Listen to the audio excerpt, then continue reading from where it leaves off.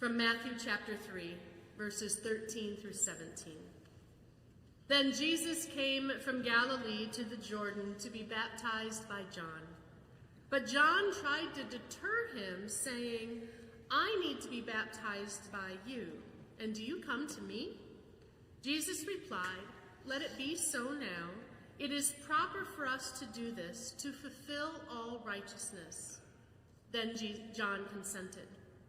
As soon as Jesus was baptized, he went up out of the water. At that moment, heaven was opened, and he saw the Spirit of God descending like a dove and alighting on him. And a voice from heaven said, "This is my Son, whom I love. With him I am well pleased." This is the word of God for the people of God. Thanks be to God.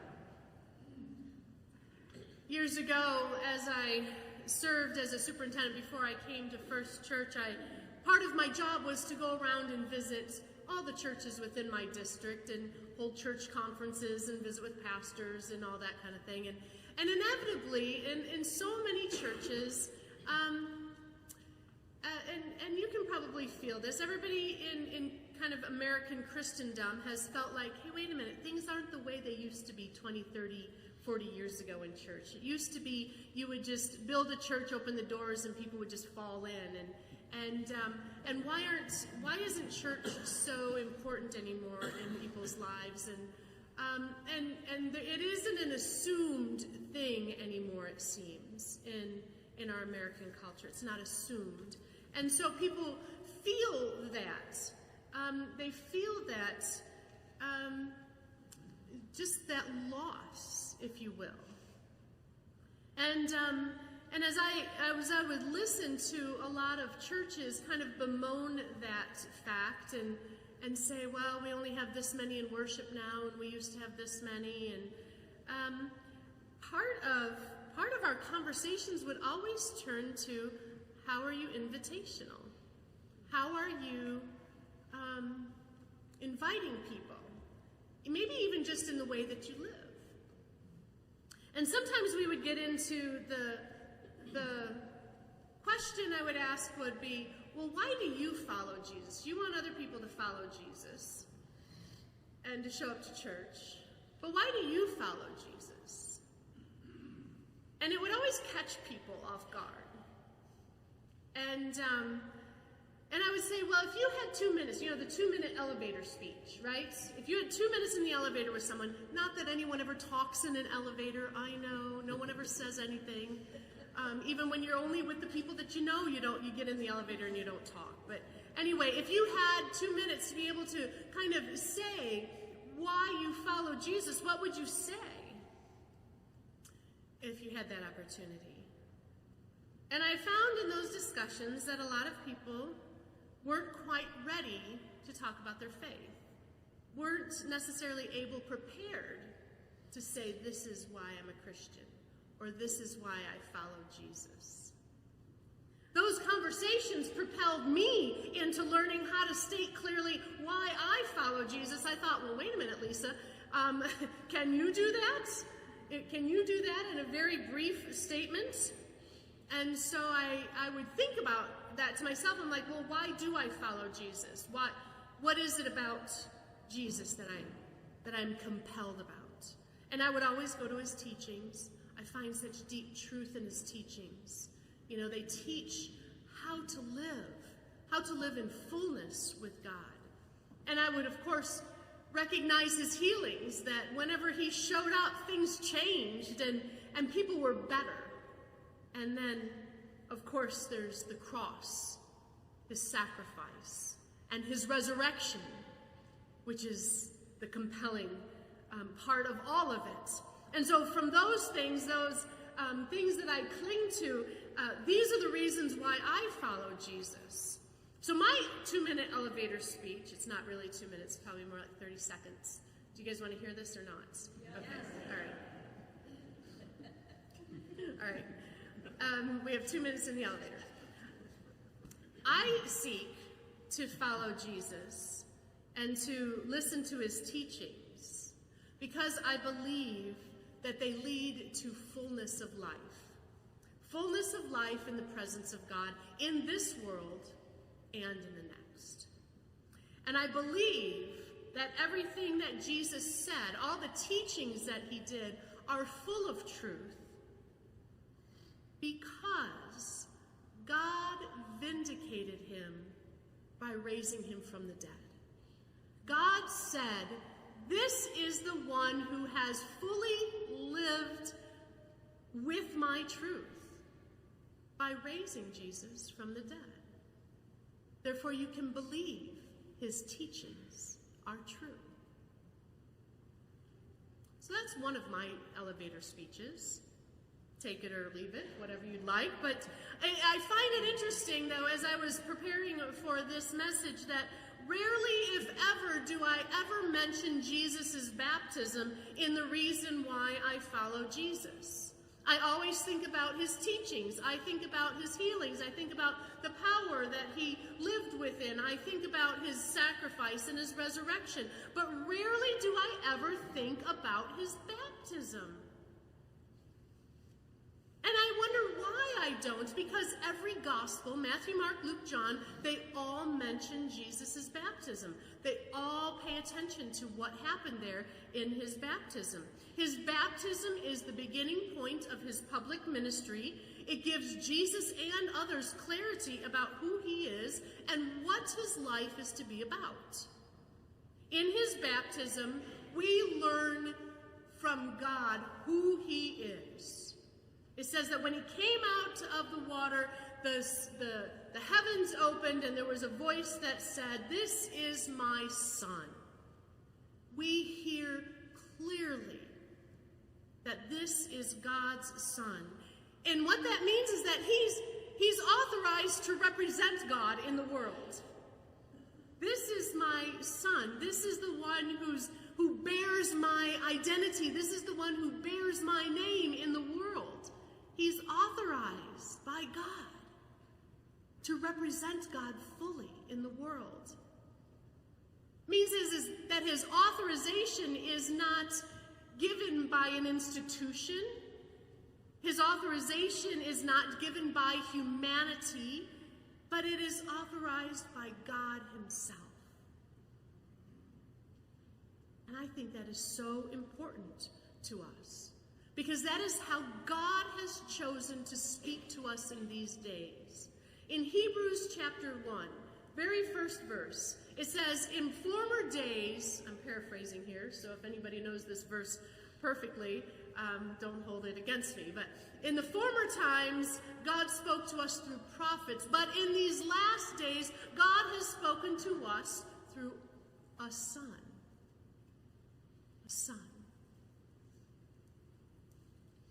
This is why we listen to him, because he is authorized by God to fully represent God in the world. Why isn't that in my elevator speech? You know? I mean, that's some good stuff there. But the other thing that this baptism scenario tells us is what Jesus' life is to be about. That verse which says, "This is my son," and then it says, "the beloved, with whom I am well pleased."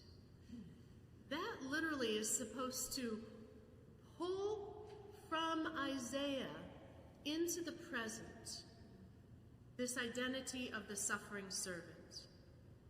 We heard from the Isaiah passage, it says, "Here is my servant whom I uphold, my chosen one in whom I delight." This is basically what God is saying in Jesus' baptism. This is my son, the beloved, with whom I am well pleased, in whom I delight. And what that tells us is to look at Isaiah. What did Isaiah say about this suffering servant? Now, the suffering servant passages in Isaiah have long been tied to Jesus' ministry, helping us to see how Jesus does fulfill what has been spoken long ago about how the world will be healed. Right?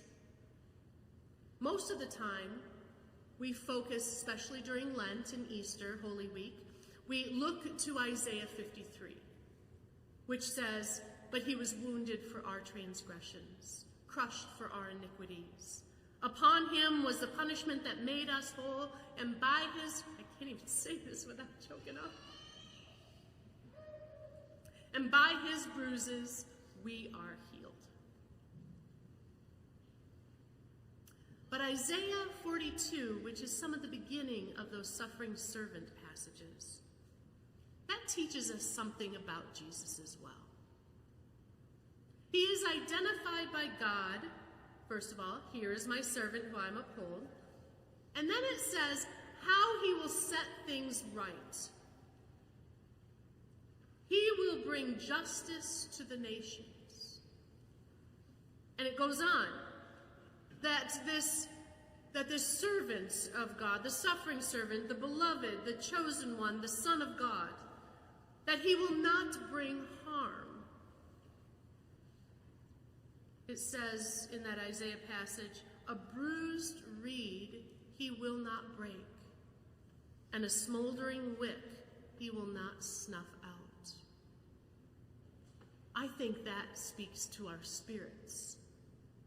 Sometimes we are like a bruised reed. You know that those reeds that grow alongside the rivers. And if they get bent just a little bit, they become weak. It becomes bruised. Jesus will not take our brokenness and make it worse. Jesus will not take our weakness and make us weaker. He will not snuff out any little bit of life that we have inside of us. Rather, his very spirit will blow into us and renew life within us. This is his ministry. A bruised reed he will not break, a smoldering wick he will not snuff out. And it says about the suffering servant that he will be faithful to the end. In Isaiah it said, he will not falter or be discouraged till he establishes justice on earth. We know that. Even to the very end of his life here on earth, he did not. He kept moving forward in the ministry.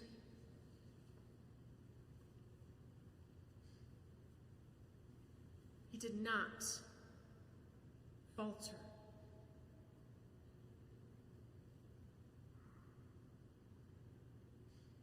Why don't I include that in my 2-minute elevator speech? You know? Not only who he is, but what his ministry is about.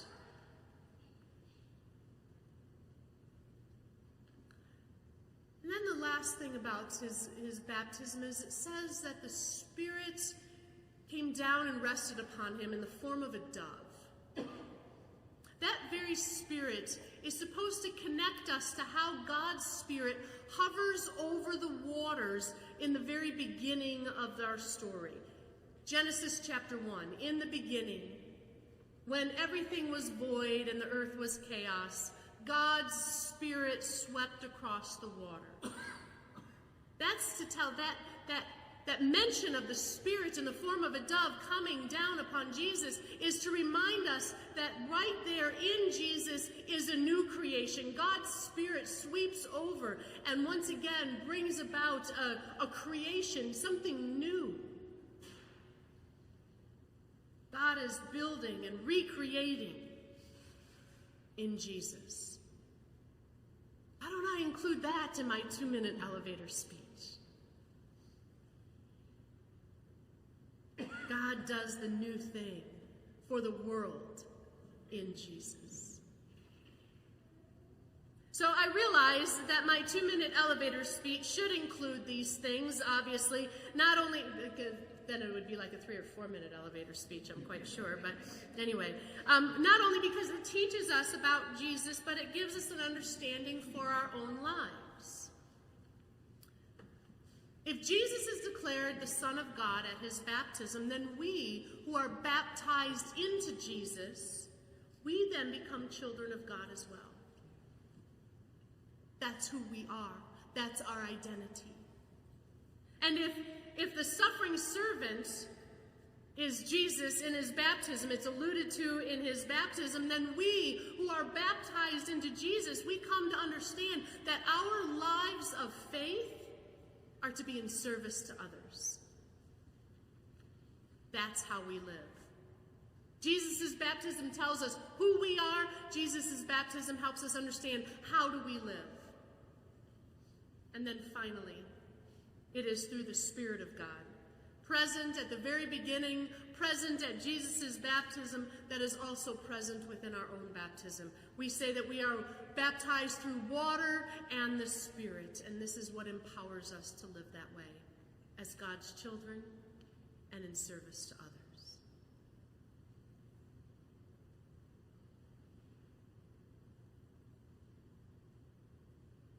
One last thing before we renew our baptism. The very beginning of this story says, "Then Jesus came from Galilee to the Jordan to be baptized by John." It's just one little verse. But you know, that's like a week-long, half a week to a week-long trip of walking. He's coming from Nazareth down to the southern parts of the Jordan River where John was. He made an intentional trip. He made an intentional trip to do what was right, to fulfill God's purposes. That's what I call us to do today. That we make an intentional trip to the waters of our baptism today. An intentional trip. We aren't going to be traveling for a week on foot, but let it be just as intentional as what Jesus did. That we come to the waters today to remember who we are as God's children. That we come to the waters today to remember what our lives are to be about. And we come to the waters today to submit ourselves to the Spirit of the living God. Amen.